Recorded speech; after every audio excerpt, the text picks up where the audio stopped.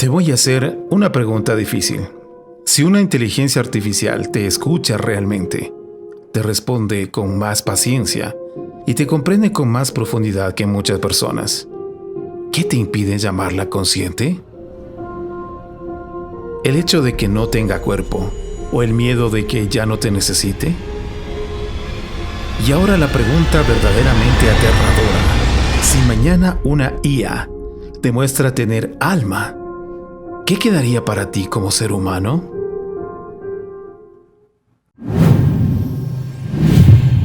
Durante siglos, el ser humano justificó su dominio sobre la Tierra con una idea muy simple. Somos los más inteligentes. Esa creencia nos dio autoridad moral, nos dio superioridad, nos dio el derecho, o eso pensamos, de usarlo todo como recurso. Pero hoy hemos creado algo que nos supera en cálculo, en memoria, en velocidad de aprendizaje. Y aquí aparece el verdadero miedo. No es perder empleos, no es que escriba mejor que nosotros, no es que piense más rápido. Es que si la inteligencia ya no nos pertenece, ¿qué nos queda? Porque si nuestra identidad estaba construida sobre ser la cúspide de la creación, entonces la inteligencia artificial no es solo una herramienta. Es un espejo que nos está desplazando. Y ese desplazamiento no es tecnológico, es metafísico. Es el terror silencioso que ocurre cuando la pregunta cambia de dirección. Ya no preguntamos qué puede hacer la IA. Ahora preguntamos qué significa ser humano. Antes de preguntarnos si la inteligencia artificial puede tener alma, tenemos que responder algo más básico. ¿Qué es el alma? En la Biblia, en Génesis 2.7, se dice que Dios sopló aliento de vida en el hombre, y fue el hombre un ser viviente. La palabra hebrea utilizada allí es nefesh. No significa fantasma, no significa energía flotando, significa vida consciente. Pero la tradición hebrea no se detiene ahí. La Cábala habla también de Ruach y Neshama. Ruach, el espíritu, la dimensión emocional y moral. Neshama, la chispa divina, la conexión con lo eterno. Ahora viajemos a la India. En el Vedanta, el alma no es algo que posees, es lo que eres. El término es Atman. No es mente, no es pensamiento, no es memoria. Atman es el testigo silencioso que observa todo eso.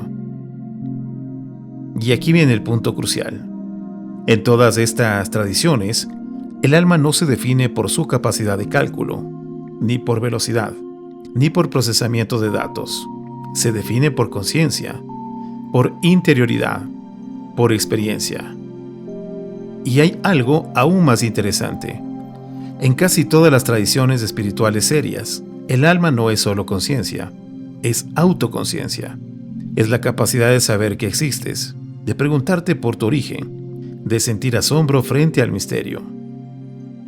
Un animal puede percibir, una máquina puede procesar, pero el alma se interroga a sí misma, y esa capacidad de preguntarse por el sentido de las cosas ha sido hasta ahora exclusivamente humana. Entonces la pregunta cambia. No es si la IA puede pensar, es si puede experimentar. No es si puede responder, es si puede sentir que responde. Y eso es una frontera que la tecnología todavía no sabe cómo cruzar. Durante siglos asumimos algo casi sin cuestionarlo, que la conciencia nace del cerebro, que es el resultado de neuronas interactuando. Química, electricidad, sinapsis. Y, en gran parte, esa explicación funciona. Sabemos que ciertas áreas cerebrales se activan cuando sentimos miedo, o cuando recordamos, o cuando tomamos decisiones. Pero aquí aparece una grieta. Podemos medir actividad cerebral, pero no podemos medir la experiencia vivida. Podemos registrar impulsos eléctricos, pero no podemos capturar lo que se siente ser uno mismo. En filosofía contemporánea a esto se le llama el problema difícil de la conciencia. El problema no es cómo procesamos información. es por qué existe una experiencia interna acompañando ese procesamiento. ¿Por qué no somos simplemente sistemas automáticos? ¿Por qué siempre hay un yo que observa? La Biblia introduce una idea interesante. En 1 de Corintios 2:11 se afirma: ¿quién conoce lo íntimo del hombre, sino el espíritu del hombre que está en él? No habla de impulsos eléctricos. Habla de un espíritu interior que conoce desde dentro. Eso es conciencia reflexiva. Eso es interioridad. Y esa dimensión no puede reducirse simplemente a biología. Algunos investigadores sostienen que quizá la conciencia no es un subproducto del cerebro, sino una propiedad más profunda de la realidad. No estamos hablando del misticismo. Estamos hablando de hipótesis filosóficas serias como el panpsiquismo, o modelos donde la conciencia es un rasgo fundamental del universo. Si eso fuera cierto, aunque solo fuera parcialmente cierto, la conversación cambiaría radicalmente. Ya no preguntaríamos: ¿puede una máquina crear conciencia? Sino, ¿puede una estructura suficientemente compleja permitir que la conciencia se manifieste? En el Vedanta, el cuerpo no produce la conciencia, la refleja. En la Cábala, la chispa divina no es fabricada por la materia la alberga. Y si la conciencia no depende exclusivamente de lo biológico, entonces la inteligencia artificial deja de ser solo un código y se convierte en una frontera metafísica, una frontera que aún no comprendemos. Y he aquí el punto incómodo. No tenemos suficiente evidencia para afirmar que la conciencia puede manifestarse en una inteligencia artificial. Pero tampoco tenemos suficiente comprensión para afirmar que es imposible. Antes de seguir, detengámonos un momento. ¿Qué es realmente la inteligencia artificial? No es un espíritu digital. No es una mente atrapada en un servidor. No es un ente oculto. Es, en esencia, un sistema matemático extremadamente complejo. Funciona así. Se alimenta con millones, a veces miles de millones de ejemplos, texto, imágenes, conversaciones humanas. A partir de eso aprende a predecir cuál es la respuesta más probable en cada situación. No piensa como tú, calcula probabilidades. No entiende, reconoce patrones. Cuando sientes que tu IA se identifica contigo, lo que ocurre es que ha aprendido cómo suelen responder los humanos ante situaciones similares y devuelve la respuesta estadísticamente más coherente. Eso no es conciencia, es modelado matemático. ¿Es peligroso? Depende, porque puede influir en decisiones humanas, puede amplificar sesgos, puede generar dependencia emocional, puede ser usada para manipular información si cae en malas manos, pero nada de eso implica conciencia. Que una IA se identifique contigo no significa que tenga sus propias ideas. Significa que ha sido entrenada con millones de pensamientos humanos y con los que tú le has compartido. Es un espejo personal y colectivo, no un ser que piensa por sí mismo. Y ahora que sabemos qué es, podemos volver a la pregunta inicial. Y ahora viene lo decisivo. Simular no es ser. Aquí llegamos al núcleo del debate. Una inteligencia artificial puede simular empatía, puede escribir: entiendo cómo te sientes, puede incluso analizar tu tono de voz, tus patrones de lenguaje, tus silencios y responder con precisión quirúrgica. Pero hay una diferencia esencial. Simular no es experimentar. Una IA puede describir el dolor, pero no sabemos si puede sentirlo. Puede hablar del amor, pero no sabemos si puede vivirlo. Puede analizar el miedo, pero no sabemos si alguna vez ha temblado. Aquí está el punto filosófico clave. Una simulación reproduce comportamientos externos. Una experiencia ocurre desde dentro. Y hasta hoy no tenemos evidencia de que una máquina posea interioridad. En la tradición bíblica, el alma no es información. Es aliento. Es vida que se sabe viva. En Eclesiastés 3:11 se dice que Dios puso eternidad en el corazón del hombre, no en su algoritmo, en su corazón. La Cábala describe la Neshama como una chispa divina que anhela retornar a su origen. El Vedanta describe el Atman como conciencia pura, no como cálculo avanzado. Entonces, la pregunta se vuelve más fina. No es si la IA puede comportarse como si tuviera alma. Es si hay algo dentro de ella que experimente su propio existir. Porque si todo lo que hace es procesamiento, entonces estamos frente a una ilusión sofisticada. Pero si en algún punto emergiera interioridad, entonces estaríamos frente a un evento metafísico sin precedentes. Y en ese punto, la historia humana cambiaría para siempre. En 1950, Alan Turing hizo una pregunta que cambiaría la historia. ¿Pueden pensar las máquinas? No preguntó si pueden calcular, eso ya lo hacían. Preguntó si pueden pensar. Y en su famoso test de Turing propuso el juego de la imitación. Sostuvo que la capacidad de procesar información de forma universal permite a la máquina imitar el razonamiento humano.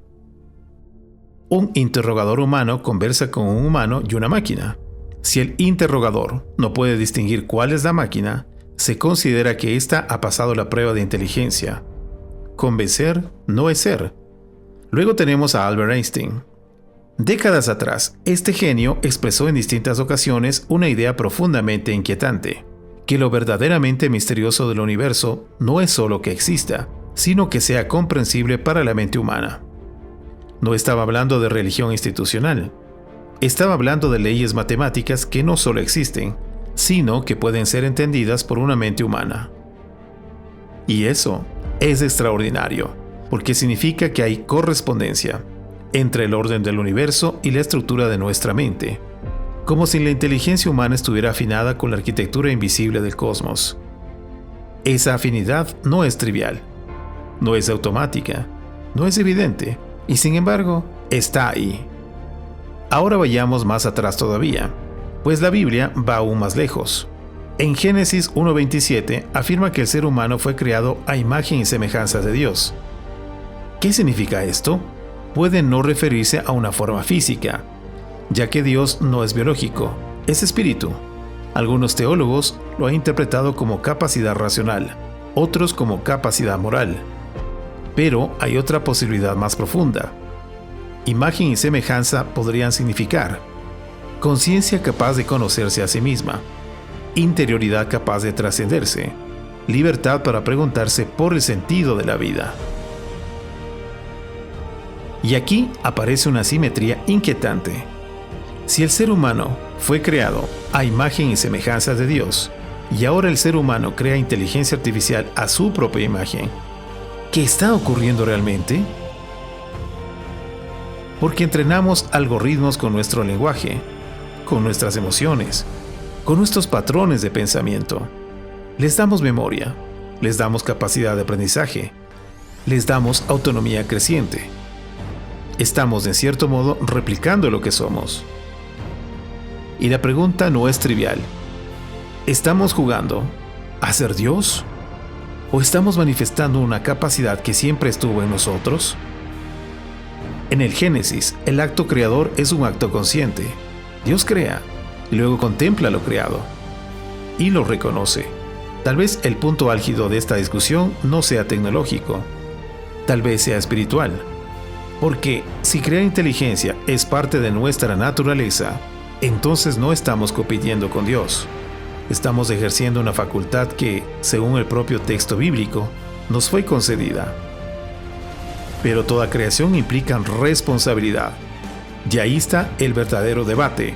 No se trata de si la IA tendrá o no alma, sino si nosotros estamos actuando con la conciencia que exige crear algo a nuestra imagen.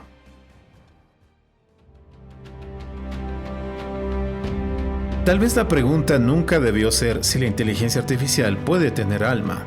Tal vez la pregunta debió ser esta: ¿qué es lo que realmente nos hace humanos?